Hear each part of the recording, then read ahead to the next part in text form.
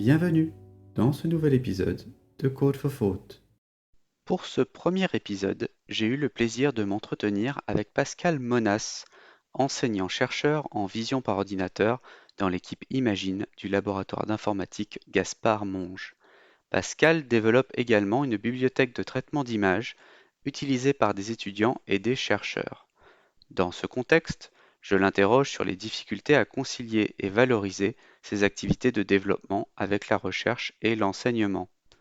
En parlant de recherche, Pascal nous explique ses réserves devant l'essor des modèles d'apprentissage automatique, notamment en termes de reproductibilité, ce qui a motivé Pascal à contribuer au journal IPOL, dont le modèle de publication repose sur le partage d'articles avec code, données et démonstrateurs associés. Nous concluons cet entretien avec une question qui deviendra récurrente dans cette première saison. Je vous en laisse la surprise, en vous souhaitant une très bonne écoute. Alors, bonjour Pascal, je suis ravi de te recevoir sur Code for Thoughts, donc un podcast communautaire à destination des ingés de recherche et des chercheurs et chercheuses qui codent. Est-ce que tu pourrais d'abord te présenter en quelques mots pour les auditeurs et les auditrices qui nous écoutent, notamment sur ton cursus et ton environnement de recherche actuel? Oui, bonjour, merci Ghislain, je suis ravi donc de participer à ce podcast. Alors donc je suis Pascal Monas, je suis actuellement donc au laboratoire d'informatique Gaspard Monge, qui est une unité mixte de recherche avec 3 tutelles, le CNRS, l'université Gustave Eiffel et l'école des Ponts. Et moi je suis employé de l'école des Ponts en tant que chercheur.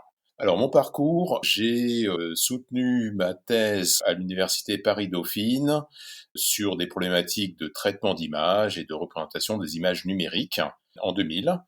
Ensuite, je suis parti pendant 6 ans aux États-Unis dans une compagnie qui s'appelle Cognitech en Californie, où j'ai travaillé en tant que chercheur sur le traitement de vidéos. Et depuis 2008, donc, je suis chercheur au laboratoire d'informatique Gaspard Monge. Donc, mes thématiques de recherche sont la vision par ordinateur et aussi un petit peu de traitement d'image. Je continue de ma formation initiale aussi. D'accord, alors justement, aujourd'hui tu as un poste donc qui concilie recherche, enseignement et aussi développement. Une question qui m'interpelle, c'est déjà, comment se répartit ton temps entre ces différentes activités? Et souvent, la question qui se pose, c'est comment tes activités de développement sont valorisées par rapport, on va dire, aux activités, plus traditionnellement mis en valeur, dans la recherche comme l'enseignement et les travaux actuels de recherche et de publication? Oui, j'ai un statut un peu particulier parce que à l'école des Ponts, donc on a des postes de chercheurs, ce qui est assez rare. Donc c'est pas enseignant-chercheur, bien que je fasse pas mal d'enseignement, effectivement, mais c'est modulable. Donc c'est-à-dire que je suis responsable de quelques modules, mais je m'arrange, voilà. Donc je n'ai pas une charge d'enseignement très lourde par rapport à ce qu'on peut voir à l'université.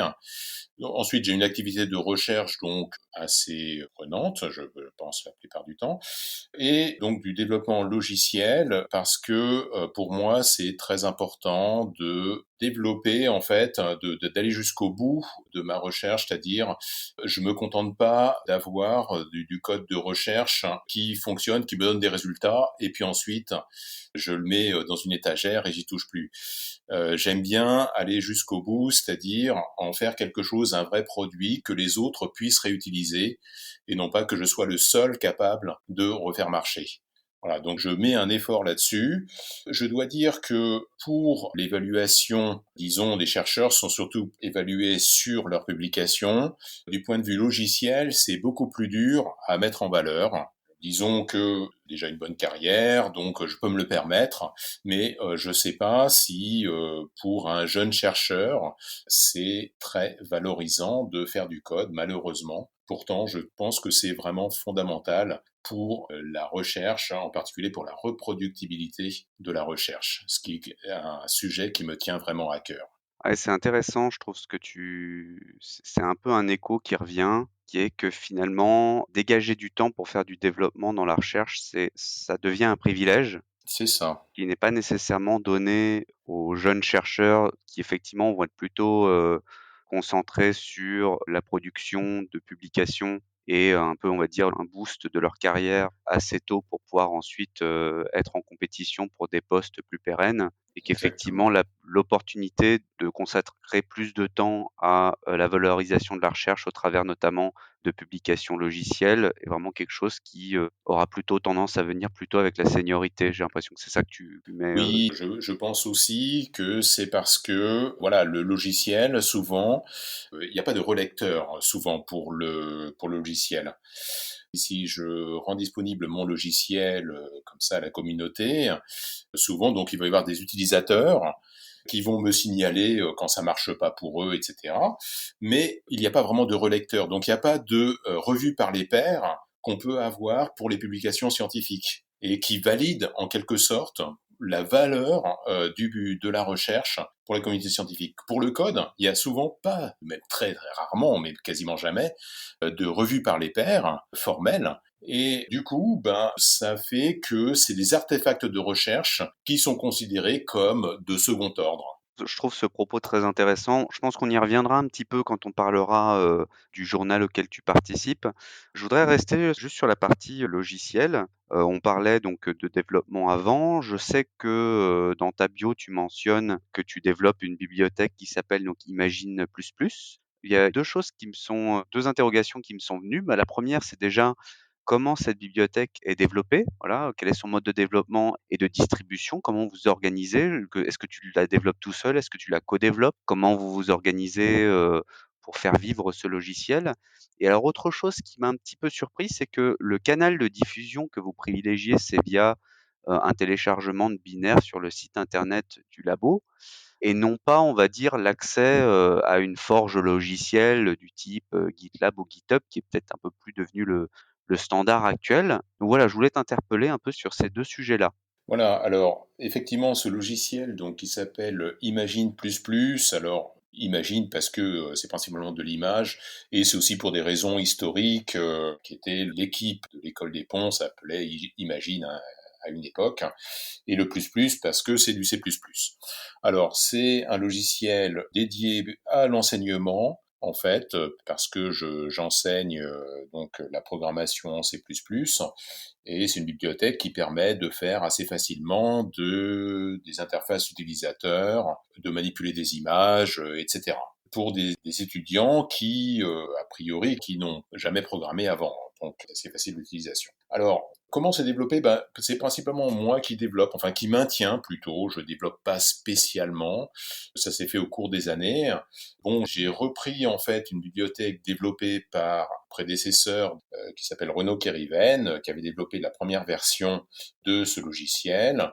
Ensuite, il y a eu beaucoup de changements, d'infrastructures derrière. C'est resté un peu un logiciel qui n'est pas vraiment totalement diffusé, dans le sens effectivement où je l'ai pas mis sur une forge en soi. Il y a juste un vieux serveur Subversion, pour ceux qui connaissent, hein, qui est derrière. Il faudrait que je le passe en Git, effectivement, ce serait beaucoup mieux.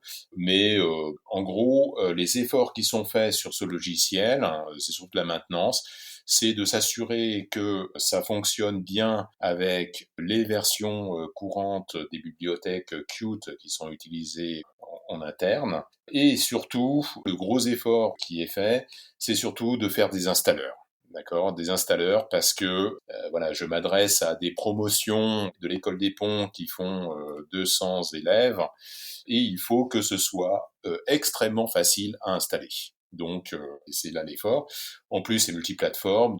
Malheureusement, si tous les étudiants étaient sous Linux, ce serait très facile, mais la plupart sont sous Windows ou sous Mac. Et dans les Mac, maintenant, il y a deux architectures qui cohabitent, hein, les Mac Intel et les Mac Apple Silicon, les M1, M2, M3. Donc, il faut que ça marche sur toutes ces plateformes. Et donc, bon, bah, ça demande un gros effort pour que ça marche, disons, plus ou moins tout seul, quoi, l'installation. Pour résumer, voilà, c'est une bibliothèque qui est avant tout pour l'usage de l'enseignement. Donc le public visé, ce sont des étudiants qui ont peu d'expérience avec le développement ou même des fois de l'utilisation de bibliothèques en règle générale.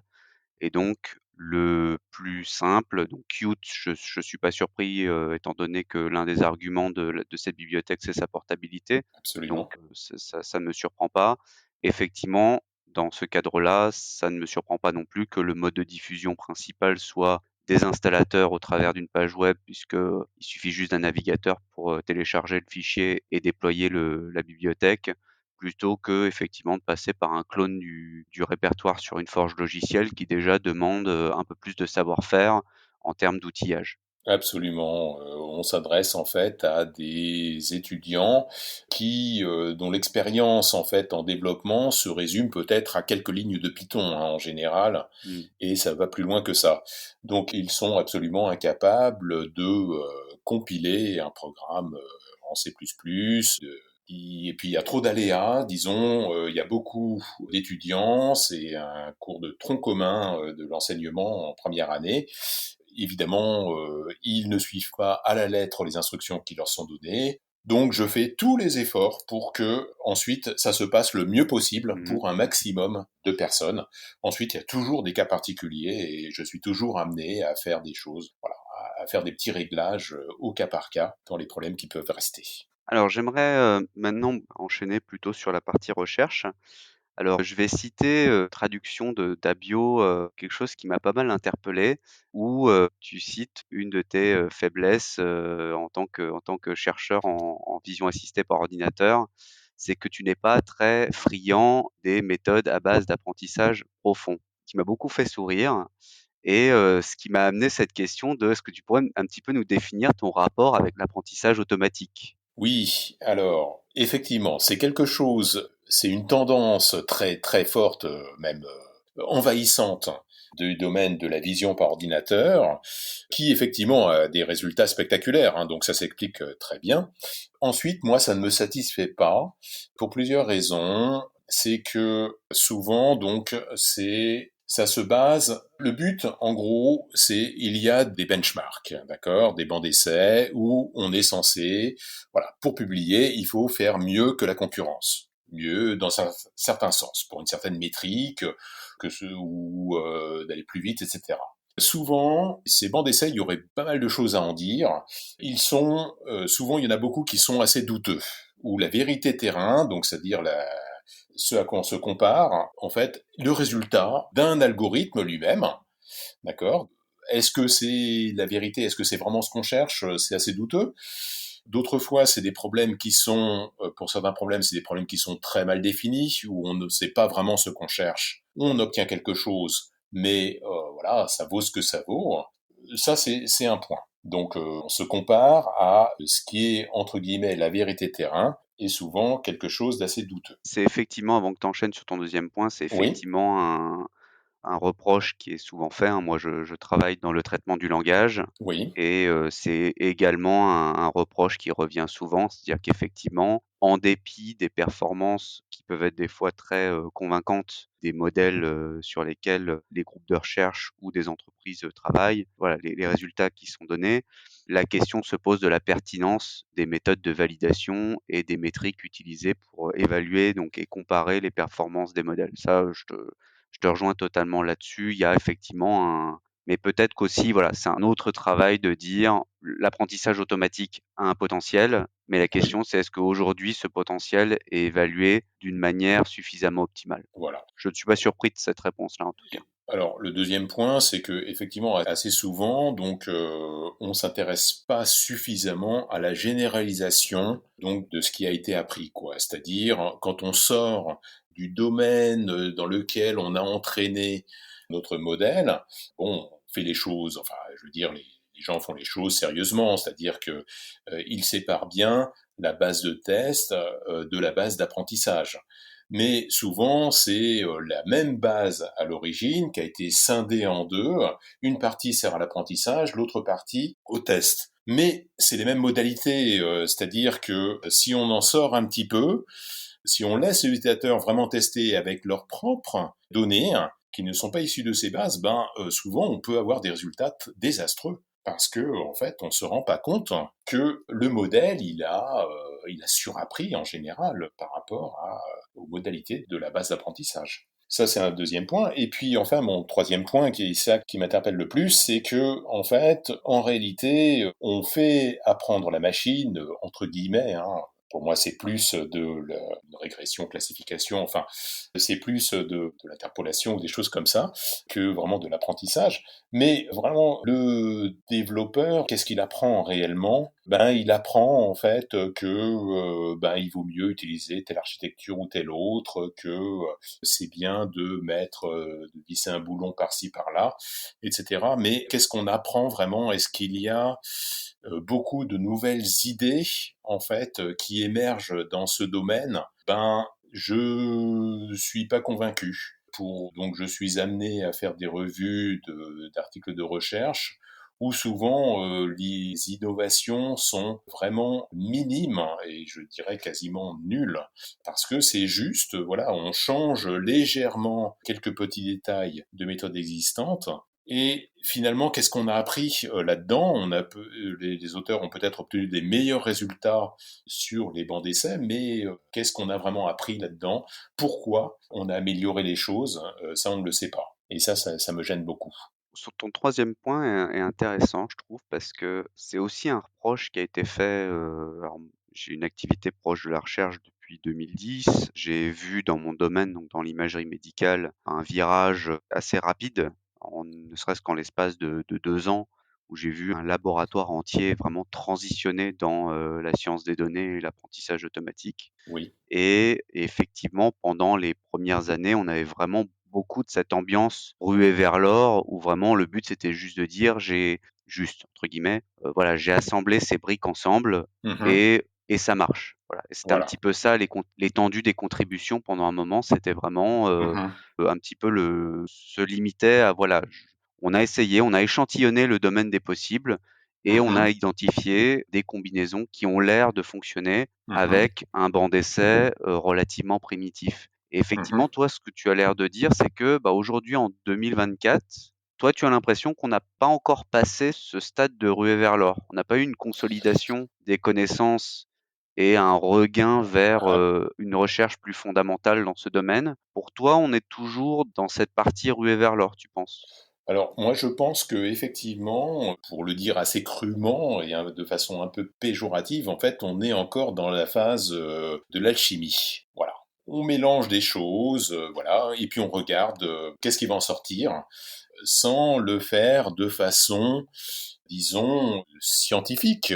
Pour moi, c'est, enfin bon, on peut dire, je suis une formation aussi d'ingénieur, hein, donc je n'ai pas du tout de mépris là-dessus, mais il me semble que il faut faire les choses de façon, on voit des choses qui marchent effectivement, qui fonctionnent bien, mais on ne sait pas pourquoi elles marchent. Et ça, c'est gênant parce que si on veut aller plus loin, donc on voit quand ça marche, mais on voit aussi des exemples où ça marche pas. Et si on veut aller plus loin, bah, on ne sait pas pourquoi. Voilà, si on ne sait pas pourquoi ça marche, on ne sait pas pourquoi non plus, pourquoi ça ne marche pas. Et souvent, les résultats qui ne marchent pas ne sont pas publiés, donc voilà, il y a aussi Ça, c'est voilà, c'est un autre débat. exactement. Donc c'est un autre débat effectivement où pour être publié, il faut des résultats Oui, positifs. effectivement, il y a un biais du survivant assez présent, ouais, dans ce domaine-là. Alors du coup, la question qui me vient, immédiatement, c'est donc tu privilégies, on va dire, ce que j'appellerais moi la méthodologie traditionnelle, Oui. voilà, avec une méthode scientifique, on va dire, standard telle qu'elle a été apprise jusqu'à aujourd'hui et la question derrière, ça serait, bah, à quel point il est plus difficile de publier en méthodologie traditionnelle aujourd'hui, étant donné que, ben, il y a maintenant, je pense, une surreprésentation des méthodes à base d'apprentissage automatique dans ce qui est publié, aujourd'hui. C'est extrêmement difficile. Il y a les conférences phares du domaine en vision par ordinateur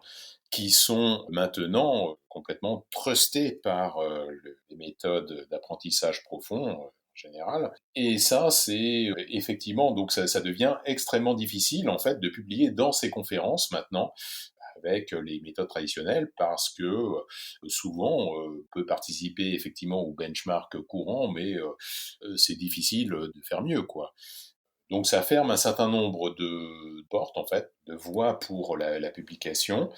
Bon, ceci dit, je suis quand même dans ma petite spécialité, qui est la stéréo reconstruction 3D. Ça reste un peu rétif à l'apprentissage profond, parce que on a quelque chose de très fort avec nous là-dedans, qui est la géométrie. Et donc les principes géométriques qu'on applique, en fait, c'est des choses qui sont très dures, des connaissances très fortes, qui sont en fait très difficiles pour réseau de neurones à reproduire. Donc finalement, c'est un peu ça qui me sauve dans mon domaine, donc reconstruction 3D, bien que évidemment donc il y a des tas de contributions d'apprentissage profond dans ce domaine, mais actuellement l'état de l'art reste encore, et je dirais d'assez loin, les méthodes plus ou moins traditionnelles. Et alors, je voudrais rebondir sur, ta première remarque qui était de dire que, corrige-moi si je me trompe, hein, mais c'était de dire donc que, notamment pour les publications à des conférences majeures, voilà, il était attendu que, les méthodes, traditionnelles soient comparées et fassent mieux que l'état de l'art des méthodes à base d'apprentissage, automatique. Est-ce que c'est pas justement là qu'est le problème? C'est-à-dire de dire que nécessairement on doit attendre d'avoir mieux?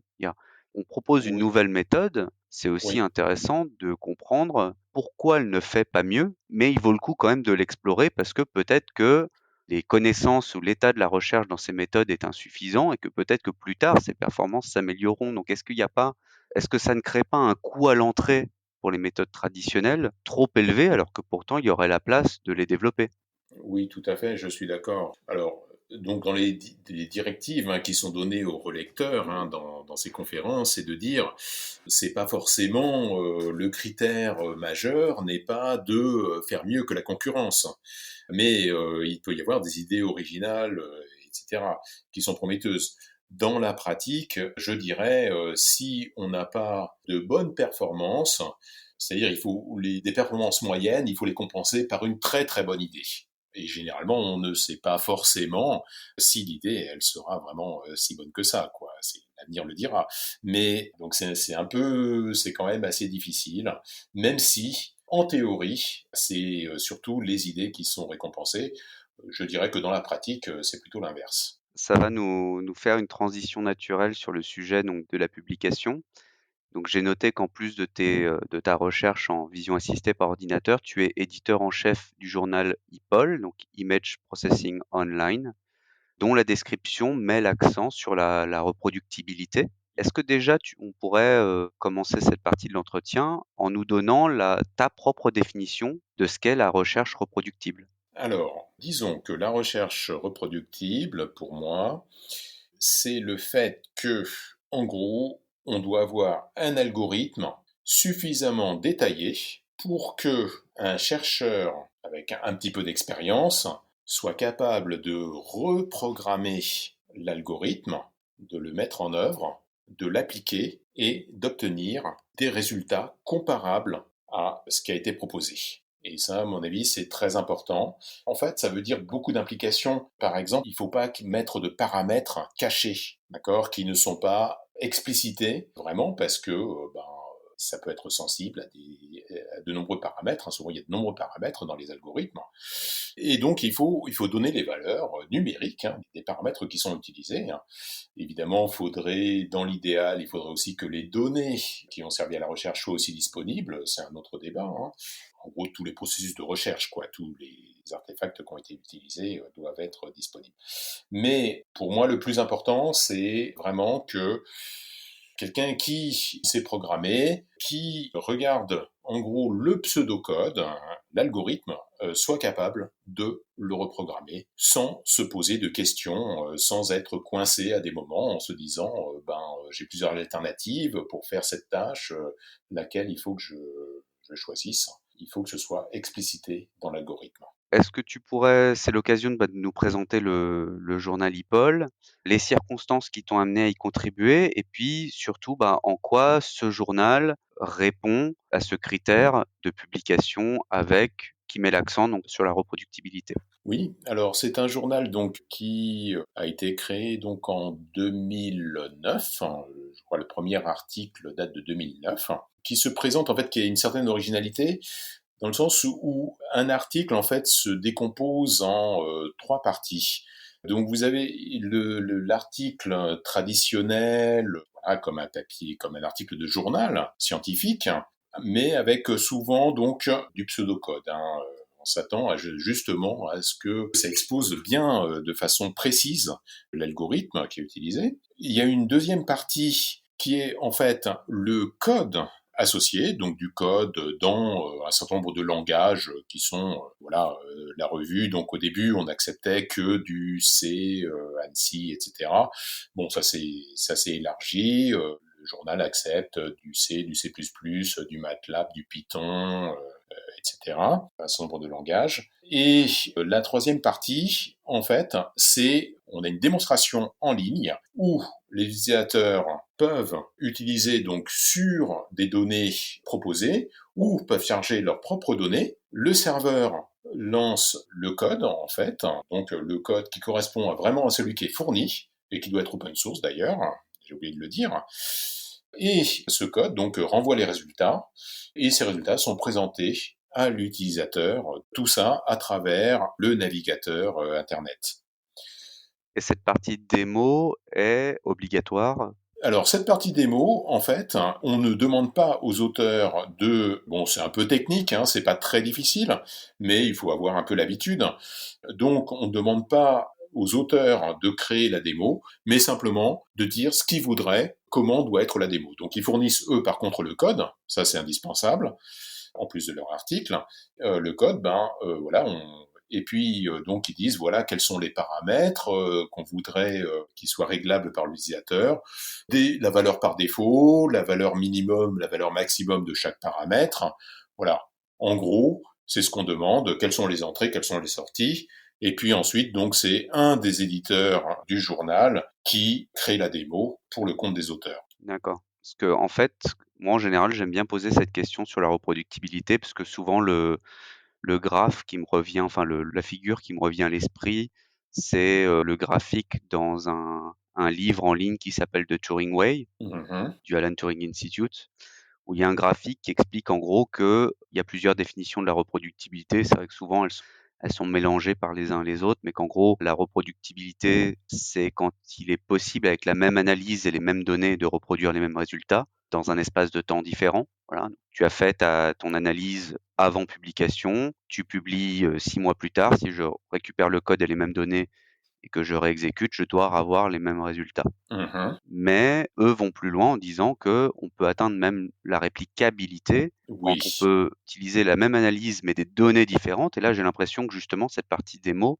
elle va plutôt aller empiéter dans cette partie-là en disant les utilisateurs peuvent donner leurs données à eux, obtenir des résultats et potentiellement. Alors la question, c'est est-ce que il y a la possibilité que la soumission fasse une comparaison automatique et vérifie qu'en gros les résultats sont similaires, ou est-ce que c'est juste plutôt pour aider les utilisateurs à ne pas avoir à tout redéployer chez eux et juste dire ok, on teste sur nos propres données et ce sera à nous de vérifier si les résultats qu'on obtient sont dans les mêmes ordres de grandeur que ce qui a été publié. Alors, souvent, donc, on vérifie donc sur les données qui ont été proposées, donc les données qui sont proposées donc dans la démo par défaut. Souvent, elles sont donc les résultats figurent dans l'article. Donc, le relecteur va vérifier que effectivement les résultats sont les mêmes ou du même ordre de grandeur. Ensuite, moi, ce qui me semble intéressant, c'est que, en gros, ça permet aux utilisateurs de tester immédiatement, quoi, l'algorithme. Est-ce que ça les intéresse ou pas? Sans même avoir lu le papier, ils peuvent dire, voilà, j'ai mes données, est-ce que l'algorithme peut répondre, voilà, est-ce qu'il a des résultats qui m'intéressent sur mes propres données? Et ça permet de tester directement, sans avoir à faire l'effort d'installer quoi que ce soit, avec ses propres données. Et ça me semble très intéressant. Et d'ailleurs, ça va un peu plus loin parce que ça permet aussi, c'est une plateforme un petit peu de collaborative, c'est-à-dire dans le sens où on a plusieurs personnes qui travaillent sur un algorithme, une méthode. Voilà, ils veulent partager leurs résultats. Et souvent, partager les résultats, ça peut être des pages web statiques, donc des personnes qui sont à distance, etc. Mais aussi, ça peut être beaucoup plus simple. En fait, ça peut être simplement, voilà, j'ai mis dans la démo, j'ai changé le code, voilà, j'ai développé petite extension. Est-ce que, il demande à son collaborateur, est-ce que tu veux tester, etc. Alors, cette distinction que tu faisais entre reproductibilité et réplicabilité me semble effectivement très intéressante. Et effectivement, on déborde, donc dans ePOL, on déborde pas mal sur la réplicabilité. C'est ça, ouais. Les 2 autres axes, c'est la robustesse, donc c'est quand tu avec les Voilà, mêmes données, mais une implémentation différente c'est de ça. la méthode, est-ce qu'on arrive au même résultat? Et il y a la généralisation Oui, qui est avec des méthodes différentes et des données différentes, enfin avec une implémentation différente et des données différentes, est-ce que j'arrive au même résultat? Les oui, autres oui, axes du quadrant, oui. effectivement, dans ta description, j'aime bien justement le fait qu'on déborde un petit peu sur la réplicabilité qui est souvent un peu le point, je trouve l'angle mort. C'est souvent, on s'arrête au fait d'être reproductible, c'est-à-dire de dire: «Voilà, j'ai mon artefact de recherche, je l'ai publié et Mhm, j'ai, gelé la donnée telle que de mon analyse. J'ai gelé le code de mon analyse et c'est à vous, en gros, de vous débrouiller pour, redéployer un environnement qui permet de reproduire les résultats qui ont été publiés à partir de ces données, de ce code». Voilà, ce qui mhm. est déjà en Ouais. soi, une bonne chose, hein, parce que, on a eu une crise de la reproductibilité qui est encore publiée, dans à peu près tous les domaines. Mais effectivement, aller voir un petit peu plus loin et aller déborder un petit peu sur la réplicabilité, donc de dire aux gens: «Bah, oui, on peut déborder du cadre de cet artefact qui a été publié», de dire: «Bah, la donnée, elle évolue». Des gens peuvent amener la nouvelle donnée de meilleure qualité ou de plus mauvaise qualité, en dépendant qui dépendent de leur contexte. Et Mhm. effectivement, bah, de pouvoir tester, est-ce que ce code reproductible tel qu'il a été publié, est-ce que ces performances, telles qu'elles ont été publiées, est-ce qu'elles sont toujours d'actualité si je leur donne de nouvelles données ou des nouveaux paramètres? Oui, et ce que je voudrais ajouter aussi, c'est que, qui me semble aussi très important, c'est que donc ces publications dans ePOL, le relecteur doit évaluer l'article lui-même. Il doit aussi relire le code dans une certaine mesure. Hein, c'est difficile de tout vérifier, mais enfin, il doit les parties importantes du code qui implémentent vraiment le cœur de l'algorithme doivent être analysées par le relecteur. Et très important, il faut que la correspondance avec l'algorithme décrit dans le papier soit validée. C'est-à-dire que le code implémente de façon fidèle ce qui est décrit dans l'article. C'est intéressant. Comment en pratique, en termes de fonctionnement et de gouvernance, cette revue est mise en place? Est-ce qu'il y a une code review, intensive qui est mise en place pour faire cette vérification? Est-ce qu'il est demandé, suite de tests? Il n'y a pas de suite de tests. Il y a en fait, on demande aux relecteurs, donc c'est pas n'importe quel relecteur, c'est des relecteurs voilà qui sont compétents dans le domaine, mais qui ont aussi une expérience voilà de programmation. Donc c'est assez exigeant pour le relecteur. On a dû, pour être tout à fait honnête, on a dû aussi un petit peu être un peu moins exigeant. C'est-à-dire que, comme on en a parlé, le domaine est envahi par l'apprentissage profond. Le but aussi, c'est de pas seulement montrer les méthodes traditionnelles, mais c'est aussi de montrer l'état de l'art. D'accord? L'état de l'art, que les gens puissent vraiment se faire une idée sur leurs propres données, d'accord, de l'état de l'art, de la recherche. Et donc pour ça, il faut effectivement laisser la possibilité aux chercheurs qui font des méthodes par apprentissage profond de rendre leur algorithme disponible. Et donc pour ça, en gros, le code en fait, c'est relativement simple en fait dans ce domaine-là. Bon, il peut être un peu compliqué à lire, mais enfin en général, c'est des choses qui sont pas très compliquées. Dans ce domaine, les gens utilisent PyTorch, c'est à la base du Python, et finalement, il n'y a pas énormément de choses à en dire, quoi. D'un point de vue algorithmique, c'est pas spécialement sophistiqué. Oui, c'est ça que c'est un domaine qui est très normalisé. Il n'y a pas C'est énormément très, de bibliothèques différentes. voilà, il n'y a pas beaucoup de variabilité, donc finalement, des gens qui savent programmer proprement, il y en a beaucoup plus qui savent programmer, qui savent faire un truc qui tourne mais qui est illisible. Donc on demande quand même un certain niveau de lisibilité, mais disons que ce code-là, c'est ce qu'on appelle EPOL, on appelle ça les ML briefs. Donc c'est des articles courts en général parce qu'il n'y a pas énormément de choses à en dire, parce que c'est pas vu algorithmique, il n'y a pas énormément. Vous demandez quand même le Mais script d'entraînement ou alors, vous vous satisfaisez d'un script d'inférence qui, en gros, on se télécharge les poids contente, du en fait, modèle? c'est le script d'inférence, en fait, qui va être déployé, effectivement, mis dans la démo. Le script d'entraînement, oui, on le demande quand même, mais effectivement, on voit pas, c'est pas la revue, les relecteurs qui vont réentraîner, évidemment. Donc, le modèle a été entraîné par les auteurs, il est fourni avec la soumission, et c'est celui-là qui est déployé. Et puis on fait confiance, on va pas vérifier la réentraînabilité qu'on peut réentraîner nous-mêmes parce que c'est compliqué, hein. Donc on se contente en fait du modèle d'inférence. Une autre question qui sera plus, on va dire, globale sur le journal en lui-même. Est-ce que vous avez des difficultés particulières à faire vivre ce journal? Puisque c'est forcément un journal, plus petit, peut-être plus de niche, enfin, en tout cas moins mainstream. Oui, Et quelles sont pour toi les perspectives d'avenir pour ce genre de journaux? je pense que c'est surtout une question de masse critique. C'est-à-dire que si on arrive à avoir un certain nombre de méthodes de l'état de l'art qui sont incluses dedans, ça pourrait vraiment décoller. Parce que ça deviendrait une référence pour que les gens puissent tester directement les choses et puis en plus récupérer le code pour le développer, pour faire des variantes, etc. Donc ça pourrait. Pour l'instant, ce qui se passe, c'est que on est donc dans un domaine un peu particulier. Hein, le IPOL, c'est Image Processing Online. Donc c'est surtout du traitement d'images. Il y a eu quelques extensions un petit peu avec le traitement du son aussi. Mais c'est des choses qui sont assez faciles, c'est des domaines qui sont assez faciles, qui respectent assez bien la philosophie en fait des choses, c'est-à-dire que il y a des entrées qui sont des données multimédia, hein, donc du son, de l'image, éventuellement de la vidéo, et puis les sorties, c'est d'autres données du même type.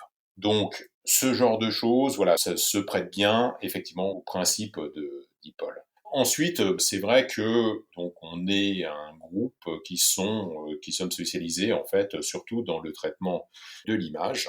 Donc ça reste dans ce domaine.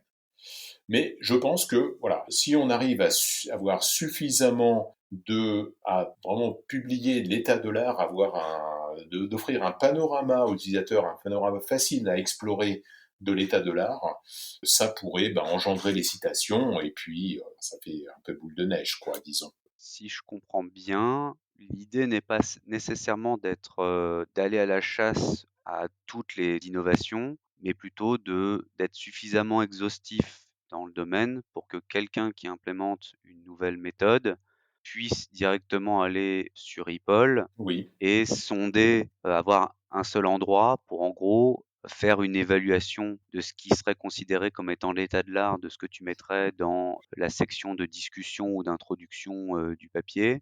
oui. Voilà, sans avoir nécessairement à sonder plusieurs, journaux et avoir à soi-même redéployer et refaire les étapes de reproductibilité.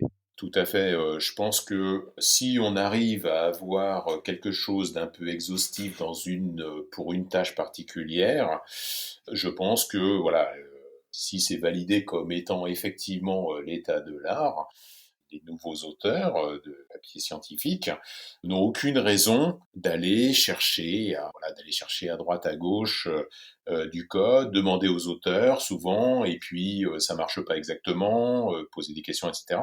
Ça a été normalement validé donc une fois que c'est dans EPOL et peuvent directement en fait aller voir, voilà, se comparer à l'état de l'art directement de façon très simple. Et je pense que ça, c'est quelque chose alors qui peut faire décoller effectivement la revue. Et je pense que dans un certain nombre de petits domaines particuliers du traitement d'image, on est exhaustif. Je dirais, par exemple, en particulier en tout ce qui concerne la réduction du bruit dans les images. Je pense qu'il y a tout l'état de l'art, je pense, est dans EPOL, sur cette tâche spécifique. Très bien, bah, je pense qu'on se dirige vers la fin de cet entretien. Avant qu'on se quitte, j'aimerais te poser une question un petit peu plus ouverte. D'après toi, quelle découverte de ton domaine de recherche mériterait d'être connu des autres domaines? Oh, c'est une question difficile, comme toutes les questions ouvertes. Je pense qu'il y a un certain nombre d'algorithmes qui ont été remarqués à quand ils sont apparus et qui ont été oubliés par la suite. Donc, je dirais des redécouvertes, voilà, des redécouvertes qui mériteraient d'être faites. En particulier, je pense à un algorithme assez remarquable qui s'appelle l'éditeur de poissons, fait par des chercheurs qui sont bien connus dans le domaine. Cet éditeur de poissons, en fait, il n'est pas si connu que ça. Et c'est quelque chose qui est remarquable. Alors, Poisson, dans le sens, c'est Denis Poisson, hein, le mathématicien. Et cet éditeur de Poisson permet de faire, par exemple, de la chirurgie sur les images, c'est-à-dire on prend un morceau d'une image pour le coller dans une autre. Et quand on fait cet algorithme, en gros, on prend un morceau d'une image, disons un rectangle, on le prend, si on copie effectivement les couleurs directement pour les coller dans l'image résultat, ça se voit immédiatement. C'est pas du tout naturel, c'est complètement artificiel. Et l'idée, en fait, très simple de l'éditeur de Poisson, c'est de dire, plutôt que de transporter les couleurs de l'image initiale dans l'image résultat, c'est plutôt qu'on va transporter les dérivés, donc le gradient de l'image initiale dans l'image finale. Donc ensuite, on a un résultat qui est sous forme de gradient, et il faut remonter, donc avec des techniques, c'est pour ça qu'il y a l'éditeur de Poisson, parce que ça repose, c'est une équation de Poisson qu'on obtient pour reconstruire en fait l'image initiale à partir de ces gradients. Et ça fait des choses qui sont complètement bluffants comme résultat, où le trucage est très difficile à détecter.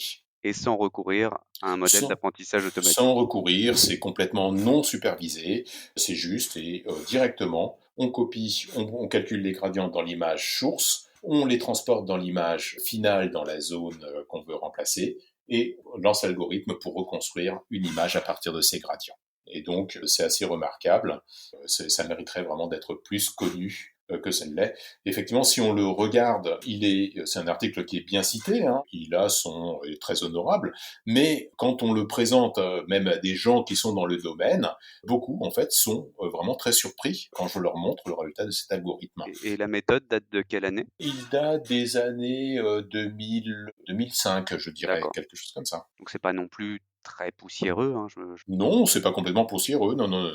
Écoute, merci beaucoup Pascal pour cet échange. Je pense que beaucoup trouveront tes connaissances très instructives et je te souhaite bonne continuation pour la suite. Merci beaucoup, c'était un plaisir.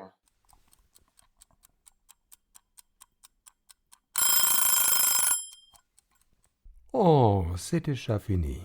Mais merci pour votre écoute.